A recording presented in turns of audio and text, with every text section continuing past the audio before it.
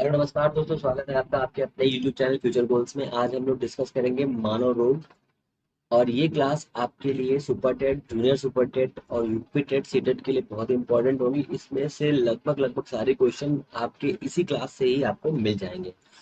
आपको इसका पीडीएफ में मिल जाएगा जो मैं पढ़ा रहा हूँ, हैंड राइटिंग का same to same as it is लिखा हुआ, जो मैंने खुद रेडी किया है आपके लिए। ठीक है, तो हम लोग आज ह्यूमन डिजीज की बात करेंगे। ह्यूमन डिजीज तब होती है जब आपकी बॉडी में कुछ ऐसे मिनरल्स या प्रोटीन की कमी हो जाए जिससे आप सही से कुछ कर ना पाए। ठीक है, इसे कहते हैं ह्यूमन डिजीज। डिजीज दो टाइप की होती है, आपको ये याद रखना है। फुल टू फुल आपको वन बाय वन स्टेप में सब कुछ सिखाऊंगा, जिससे आप हर चीज सही से समझ सके और जान सके। ठीक है, तो हम लोग टाइप स्टार्ट करते हैं। ह्यूमन डिजीज के दो टाइप होते हैं। पहला टाइप होता है इक्वायर्ड डिजीज। ठीक है, जो ह्यूमन कोई भी चीज को इक्वायर्ड करता है, मतलब अर्जित रोग। ठीक है, अर्जित रोग। पहला क्या है? अर्जित रोग। अर्जित रोग। ठीक है, ये क्या हो जाएगा आपका? ये हो जाएगा इक्वायर्ड। Acquired acquired disease. ठीक है, इक्वायर्ड डिजीज। ठीक है, दूसरा टाइप कौन सा हो जाएगा? जन्मजात रोग। दूसरा हो जाएगा जन्मजात रोग। ठीक है, डिजीज ये कह सकते हैं। इसके दो टाइप हो गए, पहला टाइप ये हो गया और दूसरा टाइप आपका ये हो गया। दो टाइप के ये डिजीज होते हैं। उसमें भी जो अर्जित वाला है, अर्जित वाला दो टाइप का होता है। ठीक है, एक होता है असंक्रामक और दूसरा होता है संक्रामक। तो कौन कौन सा टाइप होता है इसका? दो टाइप होता है। पहला होता है कौन सा? संक्रामक। संक्रामक संक्रामक रोग। ठीक है, और दूसरा कौन सा टाइप होता है? दूसरा टाइप होता है असंक्रामक। आप चाहो तो स्क्रीनशॉट लेते चलना। ठीक है, दो टाइप हो गए, पहला टाइप ये हो गया, दूसरा टाइप ये हो गया। अब इन टाइप के भी कई टाइप हैं, हम उन टाइप पर आएंगे। पर हर चीज को समझते हैं। संक्रामक रोग कौन से होते हैं? ऐसे रोग जो एक दूसरे से फैल सकते हैं, मतलब one person to second person transfer हो सके। और असंक्रामक कैसे रोग हैं? जिसमें एक से दूसरे तक रोग फैल ना सके। ठीक है ना, ये हो गया आपका असंक्रामक रोग। ये दो टाइप के रोग होते हैं, आपको इन चीजों को याद रखना है। असंक्रामक रोग में वाहक नहीं होता है, वो बॉडी खुद ही ऐसी होती है जिसमें वो खुद को ऐसा फील करता है। ओके, फिर अब संक्रमक में क्या होता है? संक्रमक रोग ऐसे रोग होते हैं जो एक दूसरे से ट्रांसफर हो जाते हैं, इधर से उधर, उधर से इधर जा सकते हैं। ये आपको याद रखना है। ओके, तो अब हम लोग सीधे स्टार्ट करते हैं। आपके जन्मजात रोग, जो जन्म से आपके पास होता है, जो जन्म से आपके पास अवेलेबल रहे, वो रोग। मतलब जैसे जन्म से आपके पास हर चीज अवेलेबल रखती है, वैसे ही कुछ बच्चे ऐसे होते हैं जिनके पास में जन्म से बहुत सी चीजें नहीं होती है। इसको इंग्लिश में कहते हैं कॉन्जिनेंटल कॉन्जिनेंटल डिजीज। ठीक है, डिजीज, ये डिजीज हो गई आपकी। तो अब जन्मजात रोग में आपको पढ़ना है, मैं इसको साफ कर दे रहा हूँ। ठीक है, पूरा। तो ये मैं आपको पूरा साफ कर दे रहा हूँ, जिससे आपका ये पूरा का पूरा क्लियर हो जाए। ठीक है, ये मैं आपको क्लियर कर दे रहा हूँ, जिससे आपको ये सब कुछ समझ में आ जाए। तो अब इसके आगे हम लोग पढ़ेंगे दूसरा वाला। मतलब दूसरा वाला क्या मतलब? जन्मजात रोग पढ़ेंगे, जो जन्मजात रोग आपके लिए बहुत इंपॉर्टेंट होंगे। इससे एक क्वेश्चन हर एग्जाम में पूछा जाता है। ठीक है, अब वन बाय वन स्टेप से आपको हर चीज बनानी है। तो पहला आपका हो जाएगा जन्मजात रोग में। यहाँ पे एक तो हेडिंग लिखो, जन्मजात रोग। जन्मजात रोग। जन्मजात रोग में कई टाइप। ठीक है, मैं आपको कम से कम पांच या छह टाइप बताऊंगा, वो टाइप आपके लिए इंपॉर्टेंट हो जाएगा। जैसे पहला आपका टाइप हो जाए कौन सा? पहला आपका टाइप होगा blue baby. Blue baby syndrome. Syndrome, इस वाले में ज्यादातर आपको याद रखना है, इसमें सिंड्रोम आएगा। सिंड्रोम अगर आए तो आप समझ जाइए कि आपका जो ये डिजीज है, वो डिजीज कौन सा हो जाएगा? वो डिजीज जन्मजात रोग हो जाएगा। ठीक है, जो मतलब कॉन्गिनेंटल डिजीज है वो उसमें आ जाएगा। तो ब्लू बेबी सिंड्रोम, जैसा कि इसके नाम में समझ में आ रहा है, तो मैं ब्लू कलर ले लेता हूँ। ब्लू बेबी सिंड्रोम में क्या होता है? जो हमारा ह्यूमन का हार्ट होता है, ये बेबी में होता है। जैसे मान लो लिखा ना बेबी, तो ये छोटे बच्चों में होता है। ठीक है, जो बच्चा बॉर्न होता है उस बच्चे में होता है। इसमें क्या होता है? जो हमारा हार्ट होता है ना, हार्ट, इस टाइप से हमारा हार्ट बना होता है, मान लीजिए। इस तरह का जो हर्ट होता है, इस हर्ट में जो सेप्टम होता है, ये जो लाइन बनी ना, ये इसे सेप्टम कहते हैं। सेप्टम, ये हर्ट की उसमें बताऊंगा मैं आपको, इसे सेप्टम कहते हैं। इस वाले डिजीज में बच्चे के अंदर ये जो सेप्टम है वो डेवलप नहीं होता, ये सेप्टम डेवलप होता ही नहीं है। इसलिए इस रोग को हम लोग ब्लू बेबी सिंड्रोम कहते हैं। ठीक है, ये हो गया। दूसरा कैसे क्या होता है, ये तो फर्स्ट हो गया। इसमें क्या होता है, हार्ट में सेप्टम, इस लाइन को सेप्टम कहते हैं। ऐसे डिवाइडर लाइन होती है हार्ट में, हार्ट में सेप्टम डेवलप नहीं होता, डेवलप नहीं होता। ठीक है, होता है। ओके, तो ये हो गया पहला पॉइंट। दूसरा पॉइंट क्या हो जाएगा आपका, दूसरा पॉइंट आपका हो जाएगा कि कैसे क्या होता है जब कोई मदर जो होती है, ये मदर है मान लीजिए, ये मदर है, इस मदर ने ऐसा पानी पिया, ऐसा लिक्विड लिया, जो लिक्विड कैसा है, उस लिक्विड में नाइट्रेट की अधिकता है। नाइट्रेट, नाइट्रेट की अधिकता है। नाइट्रेट की अधिकता होगी तो क्या होगा, प्रेगनेंसी के ड्यूरिंग में, प्रेगनेंसी के टाइम पे, प्रेगनेंसी के टाइम पर, ये क्या मैंने लिख दिया, प्रेगनेंसी के टाइम पर क्या होगा इसमें, अगर नाइट्रेट युक्त, नाइट्रेट युक्त वाटर लेती है महिला, तो उसको कैसा रोग हो जाएगा, ब्लू बेबी सिंड्रोम हो जाएगा। ये आपकी पहली डिजीज है, ये आपको याद रखना है। ठीक है, फिर नंबर 3 पे भी आ जाइए। नंबर 3 पे क्या है, इसमें कभी कभी क्वेश्चन पूछता है कि कैसा ब्लड फ्लो होता है, अगर ब्लू बेबी सिंड्रोम किसी बेबी को हुआ है तो उसमें कैसा क्या ब्लड होता है। तो ये आप देखिए, जब यहाँ पर एक में प्योर होता है, एक में इनप्योर ब्लड होता है, तो दोनों जब मिक्स हो जाएंगे तो यहाँ पर ब्लड अलग अलग ही नहीं हो पाएगा। जब अलग नहीं हो पाएगा तो क्या होगा कि इसको डिजीज हो जाएगी। तो इसमें याद रखना है कि इसमें pure plus impure, impure both जो ब्लड होता है ना, वो मिक्स हो जाता है, मिक्स्ड हो जाता है। अब प्योर और इनप्योर की जगह पर आपसे पूछ सकता है हीमोग्लोबिन, नॉन हीमोग्लोबिन जो लिक्विड है वो मिक्स हो जाता है। ये आपको इसमें याद रखना पड़ेगा। ठीक है ना, फिर इसमें और क्या पूछ सकता है, तो आपको ये भी याद रखना है कि इसमें ये आपसे पूछ लेगा, कुछ और बड़ी चीजें आपसे पूछ सकता है, जैसे ब्लू बेबी सिंड्रोम में किसको होता है, तो ये बेबीज को होता है। ठीक है, बेबीज को होता है, ये भी आपको याद रखना है। ओके, फिर अब हम लोग चलते हैं आगे। तो मैं साफ कर देता हूँ, तो छोटा कर देता हूँ, इससे आपको ये क्लियरली दिख जाए। ठीक है, अब हम लोग नेक्स्ट क्वेश्चन देखते हैं, मतलब नेक्स्ट रोग देखते हैं।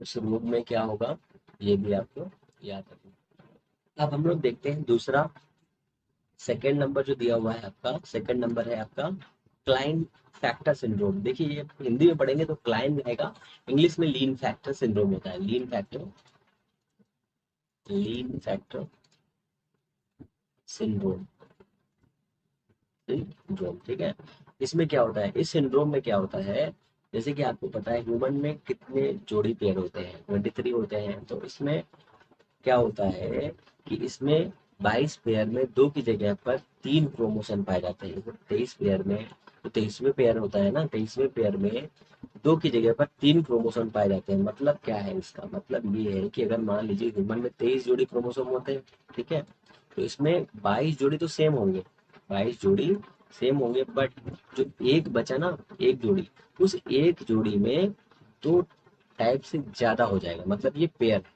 मान लीजिए पेयर 22 22 ये हो गया। अब इसमें क्या है, 1+1, तो इसमें क्या होता है, इसकी जगह पर एक्स वाई, और एक पेयर में एक्स एक्स वाई, तीन हो गए ना, देखिए तीन हो गए, ये हो जाता है। जब ये कंडीशन आ जाएगी तो आपको याद रखना है लीन फैक्टर। लीन फैक्टर का मतलब क्या होता है, 23rd ऑफ पेयर में जो भी क्रोमोसोम पाए जाएंगे वो तीन पाए जाएंगे, तीन, एक्स एक्स वाई पाया जाएगा। तो इस वाले रोग को हम ट्रायसोमी भी कहते हैं, ट्रायसोमी। ठीक है, ट्रायसोमी भी, या ट्रायसोमी या ट्रायसोम्स, ट्राइसोम्स भी कहते हैं, ठीक है, ट्राइसोम्स भी कहते हैं। ओके। और इसमें क्या होता है, और इसमें ये होता है कि इस वाले जो इस रोग में जो ह्यूमंस होते हैं, वो ह्यूमंस कैसे होते हैं, वो सुपर ह्यूमंस होते हैं, सुपर ह्यूमंस होते हैं, ठीक है। ये भी आपको याद है। तो इसमें क्या याद रखना है, इसमें दो ही चीजें आपको याद रखनी है। लीन फैक्टर में 22 + 1, और 1 का मतलब क्या है, एक्स, उसे कर लेता हूँ, XXY, मैंने क्या ले लिया, XX, एक सेकेंड।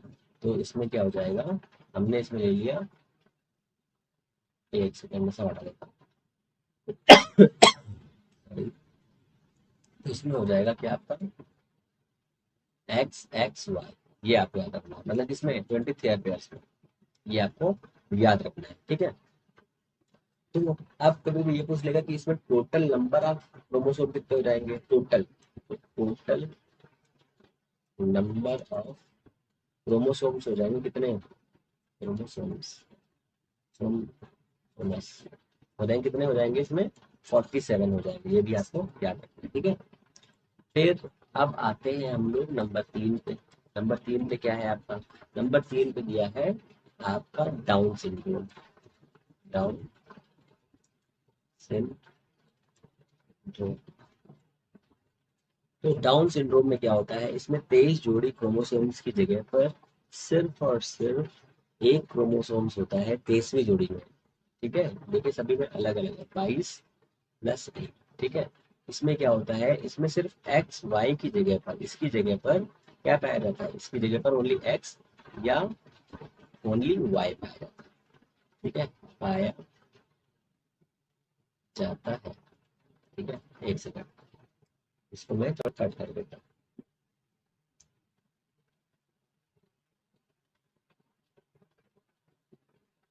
या तो एक्स पाया जाएगा या फिर वाई पाया जाएगा, ठीक है, जाएगा। ये दोनों हो गए। अब इसमें और समझिए, अब इसमें और क्या पाया जाता है, डाउन सिंड्रोम में, ओह सॉरी मिस्टेक हो गया यहाँ पे, डाउन सिंड्रोम में एक्स मतलब अब सेम पाए जाते हैं, सॉरी, मतलब एक ही टाइप के तीनों सेम पाए जाते हैं, मिस्टेक हो गई, फिर चेक कर लीजिए, करेक्शन कर लीजिए, इसमें मिनट, वही कह रहे हैं, तो दूसरा हो गया ना, इसमें एक्स एक्स एक्स पाया जाता है, ठीक है, या वाई वाई वाई पाया जाएगा, ये आपको याद रखना, इसमें एक्स एक्स एक्स पाया जाएगा या वाई वाई वाई पाया जाएगा, ये आपको सही से याद रखना है, तो गड़बड़ हो जाएगा। इसमें क्या पाया जाता है, एक्स एक्स एक्स या वाई वाई वाई, ये पाए जाते हैं। इसमें टोटल कितने होते हैं, ये भी एक क्वेश्चन बन सकता है, टोटल कितने होते हैं क्रोमोसोम, 47 क्रोमोसोम होते हैं, ठीक है। तो आपको इसमें इतनी ही चीजें याद रखनी, और अब ये किस क्रोमोसोम में पाया जाएगा, तो देखिए ऐसे गिनते जाइए 1 2 3 करके, तो ये आपका पाया जाएगा 21 नंबर, ठीक है। 22 सेम रहेगा, ठीक रहेगा, 23 भी ठीक रहेगा, ये इस वाले में पाया जाएगा, ठीक है। ये वाला किस पेयर में होगा, 21 वाले पेयर में होगा। नेक्स्ट पेज देते हैं हम लोग, ठीक है। तो अगला दिया हुआ है आपका, ये हो जाएगा टर्नर सिंड्रोम, ये हो जाएगा आपका टर्नर सिंड्रोम, ठीक है, टर्नर सिंड्रोम, टर्नर सिंड्रोम, ठीक है। टर्नर सिंड्रोम में क्या करना रहेगा आपको, तो टर्नर सिंड्रोम में क्या होगा, 23वीं जोड़ी क्रोमोसोम की जगह पर सिर्फ और सिर्फ एक क्रोमोसोम्स होंगे, जिनमें 45 क्रोमोसोम्स होंगे, प्रजनन नहीं कर सकते, ठीक है। तो इसमें नंबर ऑफ क्रोमोसोम कितना हो जाएगा, नंबर ऑफ क्रोमोसोम्स कितने होंगे, 45, ठीक है, total number of total chromosomes होंगे, ठीक है। पेयर तो बनेंगे नहीं, और किसमें क्या दिक्कत होगी, तो 22 तो ठीक होंगे, बट जो 23वां होगा, 23वें वाले क्रोमोसोम में एक्स पाया जाएगा या वाई पाया जाएगा, ठीक है। और ये क्या कर सकते हैं, ये प्रजनन नहीं कर सकते, ये भी आपको याद रखना है, प्रजनन नहीं कर सकते हैं। ठीक है, ये आपको याद रखना है। अब आ जाइए, आपका ये हो गया चौथा। अब आ जाइए पांचवें नंबर पर, पटाउ सिंड्रोम। Patau syndrome. ठीक है, पटाउ सिंड्रोम में क्या होगा? तो पटाउ सिंड्रोम में देखिए, पटाउ सिंड्रोम तो 13वें पेयर में पाया जाता है। पहली बात तो ये 13वें पेयर में पाया जाता है। 13वें पेयर में पाया जाता है। क्या होता है इसमें? एक्स वाई की या एक्स एक्स की जगह पर क्या होता है? तीन क्रोमोसोम्स पाए जाते हैं। मतलब एक्स एक्स एक्स पाया जाएगा या एक्स वाई वाई पाया जाएगा। इस तरह से इसमें क्रोमोसोम पाए जाएंगे। किस वाले नंबर में? 13वें नंबर में। टोटल कितने होंगे? टोटल आपके हो जाएंगे 47 क्रोमोसोम्स। ठीक है, इस वाले से होता क्या है? इस वाले से आपका रोग कैसा होता है? एक होता है मंद बुद्धि, चेहरे पर डिफॉर्मेशन हो जाता है, होंठ कटा हुआ होता है।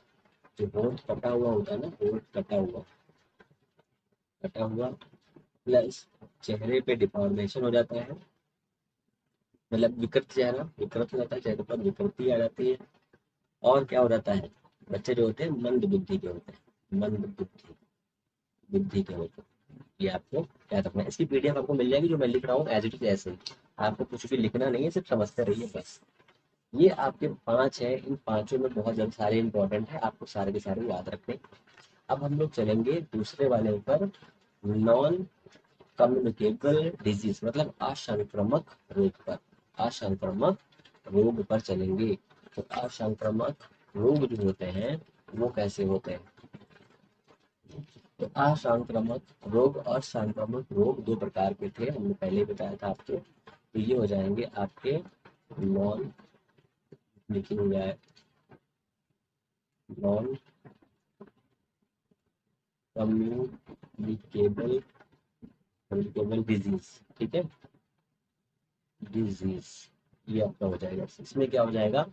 इसमें कई टाइप आते हैं। जैसे मान लो कैंसर का हो गया, कैंसर डिजीज हो गई। ठीक है, और कौन सी जेनेटिक डिजीज हो गई, जो चेंज मतलब जो हम एक दूसरे को ट्रांसफर नहीं कर सकते, वो वाले भी हो गए। ठीक है, डिजनरेशन हो गया, जनरेशन हो गया। ठीक है, और कौन सा हो गया आपका? और हो गया डिफिशियंसी डिजीज हो गया आपका। जो डिफिशियंसी होगी, जैसे मान लीजिए आपने कुछ खाया पिया, वो आपको एलर्जी टाइप का हो गया, एलर्जिक हो गया आपको, एलर्जी टाइप का हो गया। ठीक है, ये कुछ बेसिक टाइप के हैं जो नॉन कम्युनिकेबल डिजीज है, आपको ये याद रखना है। ठीक है, चलिए नेक्स्ट पेज चलते हैं हम लोग। तो नेक्स्ट पेज पे आने से पहले आप ये समझ लीजिए कि ये सब आपके लिए इम्पोर्टेंट है। तो मैं स्टार्ट करता हूँ एक लाइन से। सबसे पहले आप आ जाइए कैंसर डिजीज पे। तो कैंसर डिजीज, जो कैंसर डिजीज है आपकी, कैंसर डिजीज, कैंसर डिजीज में क्या क्या होता है? इसे हिंदी में क्या कहते हैं? कर्क रोग कहते हैं। कर्क रोग, ठीक है, सुपर्क रोग भी कहते हैं। जब हमारी बॉडी में सेल टिश्यू का जो इरेगुलर ग्रोथ होने लगती है, मतलब हमारी बॉडी में एक्स्ट्रा पार्ट एक्स्ट्रा तरीके से बनने लगता है, या एक्स्ट्रा चीजें हमारे सेल के जरिए बनने लगती हैं, उस कंडीशन को हम लोग कैंसर कहते हैं। जैसे आपने देखा होगा कि लोगों को ट्यूमर हो जाता है। ट्यूमर का मतलब क्या होता है? सेल बढ़ने लगे, मतलब सेल इंक्रीज होने लगे, सेल इंक्रीज होने लगे, बढ़ने लगे, समझ जाइए कि कैंसर डिजीज स्टार्ट हो गई है। ठीक है, तो ऐसे आप इसको लिख सकते हैं कि अगर अगर एक्स्ट्रा सेल बन रहे हैं, एक्स्ट्रा सेल बन रहे हैं, मेक हो रहे हैं, तो आपको क्या हो सकता है? आपको कैंसर हो सकता है। ठीक है, कैंसर हो सकता है।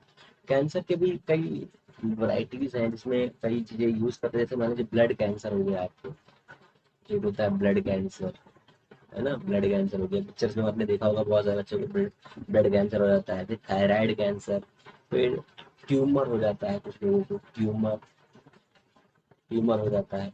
तो इन सबसे बचने के लिए हम लोग करते क्या?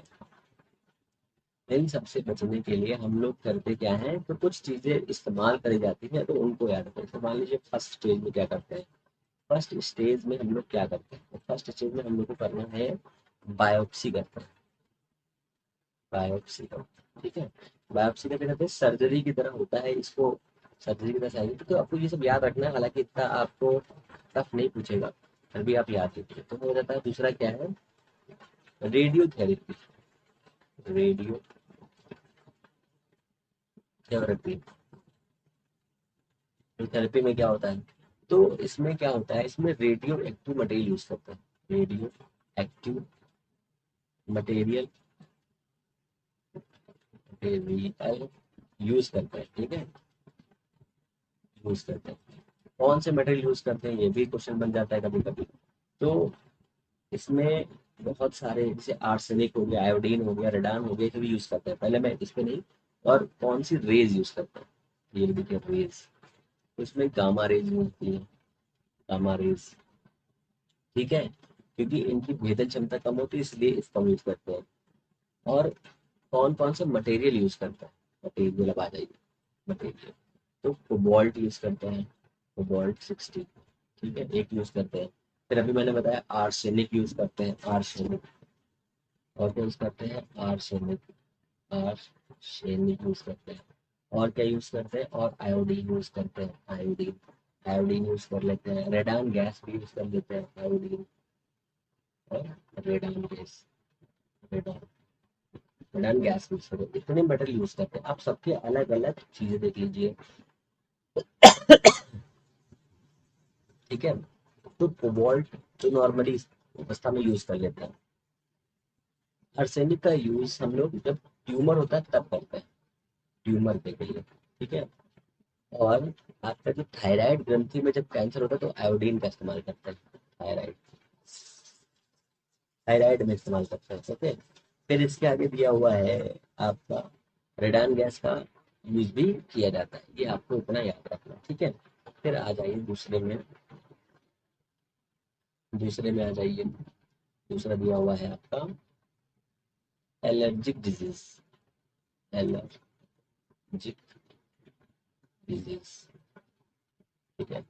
एलर्जिक डिजीज में क्या होता है, ये बहुत ही सिंपल तरीके से समझ लीजिए। जैसे किसी के प्रति आप बहुत ही ज्यादा एलर्जी से आप धूप में निकले, धूप में निकलने के बाद क्या होता है, आपको एलर्जी हो जाती है। इसी तरह से कुछ चीजें ऐसी होती है जिसमें आपको एलर्जी हो जाती है, कुछ खाने से एलर्जी हो गई, या कुछ पहनने से एलर्जी हो गई, या किसी को मेडिसिन खा लिया तो वो एलर्जिक होता है, ठीक है। हालांकि एलर्जी से पूछता कम है।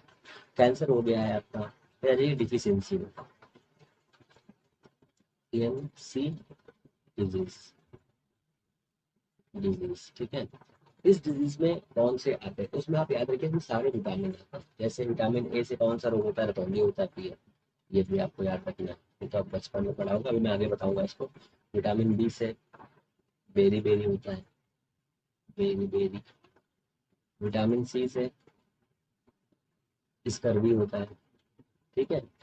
प्रोटीन की कमी से क्या होता है, मैरास्मस एंड क्वाशियारकर बीमारी होती है, मैरास्मस एंड क्वाशियारकर बीमारी होती है। इसी तरह से आगे चलते हैं, नेक्स्ट ले लेते हैं, ठीक है। अब इसमें समझिए और क्या बचा है।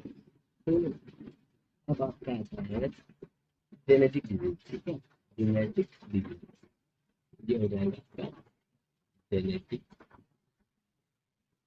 डिजीज, ठीक है। इंग्लिश की मिस्टेक हो तो कोई दिक्कत मत लीजिएगा, ठीक है। तो इसमें क्या आता है, जेनेटिक डिजीज में, जेनेट जैसे जीन लिखा हुआ है ना, जीन कहाँ से कन्वर्ट होते हैं, तो पेरेंट्स से कन्वर्ट होते हैं। तो पेरेंट्स से बेबी में जो ट्रांसफर होता है उसे हम कहते हैं जेनेटिक डिजीज। जैसे कि कलर ब्लाइंडनेस, पहला क्या है इसका, कलर ब्लाइंडनेस, ब्लाइंडनेस, ठीक है, ये पहला हो गया। दूसरा क्या हो गया, हीमोफीलिया, हीमोफीलिया, ठीक है, इसे हम लोग रॉयल डिजीज भी कहते हैं, ठीक है। और और यही दो है जो जेनेटिक होती है। कलर ब्लाइंडनेस जो है इसे हम हिंदी में वर्णांधता कहते हैं, ठीक है, वर्णांधता कहते हैं। इसमें,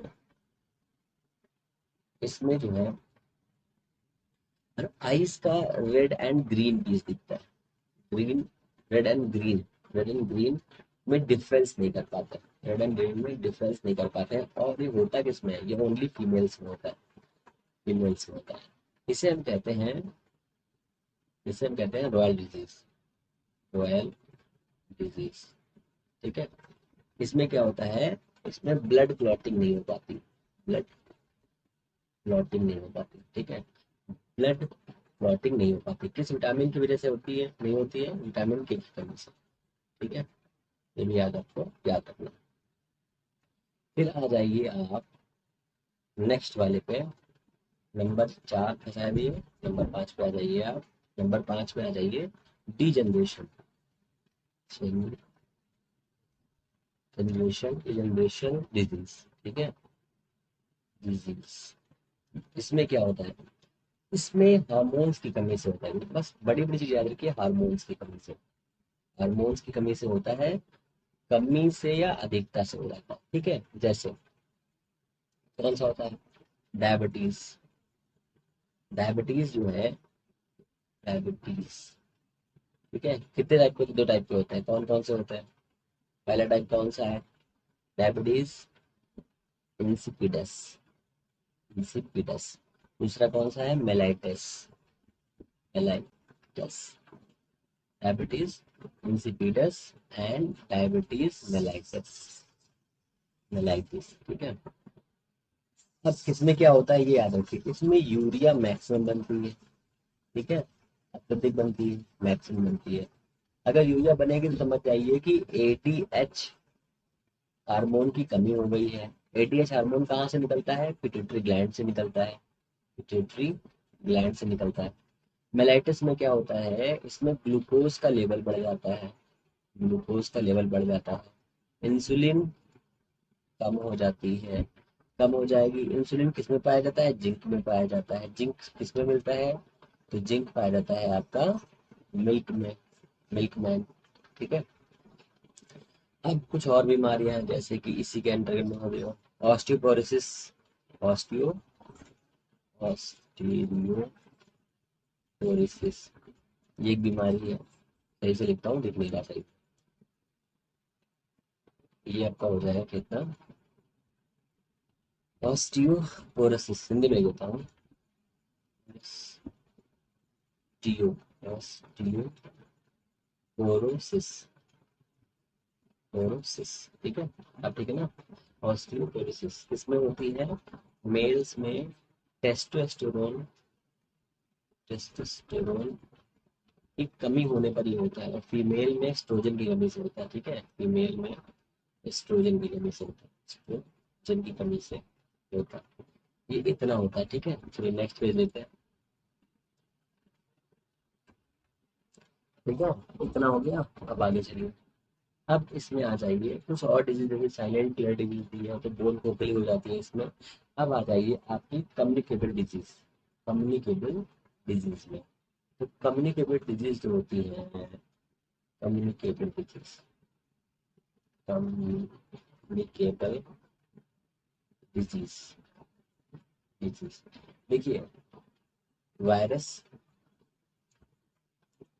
बैक्टीरिया, प्रोटोजोआ